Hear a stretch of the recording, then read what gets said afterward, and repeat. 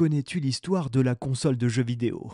Tout commence avec un oscilloscope. À l'époque, on joue en dirigeant un signal électrique pour déplacer un point lumineux sur les pixels des écrans à tube cathodique. Cette trouvaille débouche quelques années plus tard sur l'invention du jeu Pong. Ces premières consoles, quel que soit le constructeur, ne contiennent qu'un seul jeu, celui de la raquette. Malgré les filtres qu'on peut ajouter sur son écran, elles finissent rapidement au placard. Premier constat, le joueur a besoin d'innovation et de nouveautés constantes. L'industrie le comprend vite et Atari lance une console à cartouches. Les bases sont posées et des icônes comme Mario et Donkey Kong apparaissent.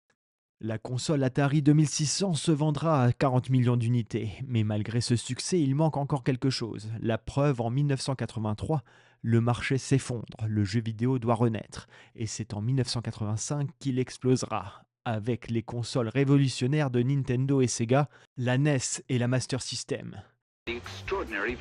Les deux marques se livrent une concurrence acharnée. En 1989 et 1990, elles lancent tour à tour leur première console portable, la Game Boy de Nintendo et la Game Gear de Sega. Première victoire pour Nintendo. Impossible de parler des années 90 sans mentionner la légendaire Neo Geo. Avec sa cartouche à 230 euros, 1500 francs de l'époque, elle offrait la qualité d'une vraie borne d'arcade à la maison. Elle reste aujourd'hui un mythe. À partir de 1992, la Super Nintendo connaît un énorme succès et le 3 décembre 1994, au Japon, en septembre 1995 pour l'Europe, une nouvelle marque entre dans la danse, Sony avec la PlayStation et ses campagnes de pub iconiques. Rappelez-vous, ne sous-estimez pas la puissance de la PlayStation. Nintendo résiste avec la Nintendo 64, mais Sega s'effondre. Au début des années 2000, c'est encore Sony qui frappe très fort avec la PlayStation 2.